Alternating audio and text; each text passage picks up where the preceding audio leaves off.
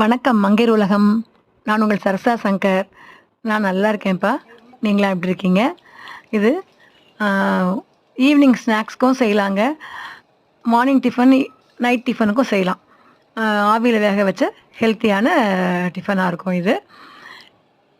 இது உப்பு உருண்டை இல்லை நீர் உருண்டை, நீர் கொழுக்கட்டை எப்படி வேணால் சொல்லலாம். வானலில் கொஞ்சம் எண்ணெய் ஊற்றி கடுகு 2 ஸ்பூன் உளுத்தம்பருப்பு போட்டுக்கோங்க. அதுக்கடுத்து கடலைப்பருப்பு நல்லா ஒரு கைப்பிடி நிறைய போடுங்க. அப்போ தான் சாப்பிடும்போது டேஸ்ட்டாக இருக்கும். கருவேப்பிலை கிள்ளி போட்டு 2 காஞ்ச மிளகாயும் கிள்ளி போட்டுக்கோங்க. அதுக்கு முன்னாடி நீங்கள் மாவு கரைச்சி வச்சுக்கோங்க. வீட்டில் பச்சரிசி மாவு இருந்தாலும் இப்படி கரைச்சி வச்சிடலாம். இல்லைனா பச்சரிசி ஊற வச்சிங்கன்னா ஒரு 1/2 ஹவரில் அது ஊறிடும். மிக்சியில் போட்டு அரைச்சி நல்லா தண்ணி வாட்டமாக வச்சுக்கோங்க. இந்த மாதிரி அந்த வானலில் சேர்த்து கிண்டுனிங்கன்னா 2 நிமிஷத்தில் அப்படியே கெட்டியாகிடும். அதை அப்படியே வானலில் மூடி வச்சுட்டு மிக்சியில் தேங்காயை கொஞ்சம் பெரிய பெரிய பல்லாக ப்ரெஸ் பண்ணிக்கோங்க. இன்னொரு வானலில் 2 ஸ்பூன் தேங்காய் எண்ணெய் ஊற்றி நம்ம ப்ரெஸ் பண்ணி வச்ச தேங்காயை அதில் சேர்த்து சும்மா ஒரு நிமிஷம் வதக்கி கொட்டிக்கோங்க. இது இப்படி வேண்டாம், நான் முன்னாடியே நாங்கள் அந்த கடலைப்பருப்புலாம் பொரிக்கும் போதே போடனாலும் போடலாம்.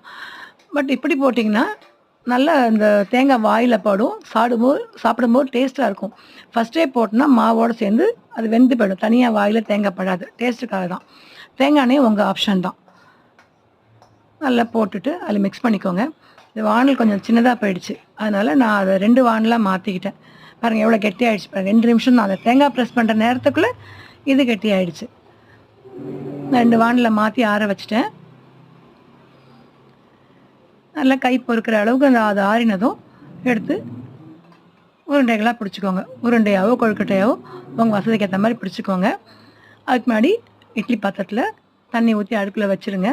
நீங்கள் அந்த உருண்டை பிடிச்சி வைக்கிறதுக்குள்ள தண்ணி கொதிச்சிடும். எடுத்து அதில் வச்சு வேக வைக்க வேண்டியது தான்.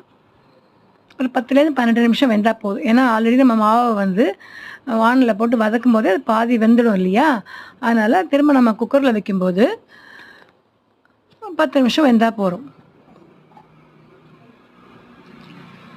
அவ்வளோதான். வச்சு வானலில் நல்லா எடுத்து நீங்கள் உருட்டி வச்ச உருண்டைகளை வச்சு மூடிடுங்க. ஃபஸ்ட்டு ஒரு 6-7 நிமிஷம் நல்லா ஹையில் வைங்க. நல்லா கொதிச்சிடும். அதுக்கடுத்து சிம்மில் வச்சிங்கன்னா குக்கரில் இருக்க தண்ணியும் சுண்டாது, உங்களுக்கு கேஸும் மிச்சமாகும். அடிக்க மூடிடுங்க. ரெடி ஆகிடும். வீடியோ பிடிச்சிருந்தா லைக் பண்ணுங்கள், ஷேர் பண்ணுங்கள், சப்ஸ்கிரைப் பண்ணுங்கள். இந்நாள் இனிய நாள் ஆகட்டும். உப்பு உருண்டை ரெடி.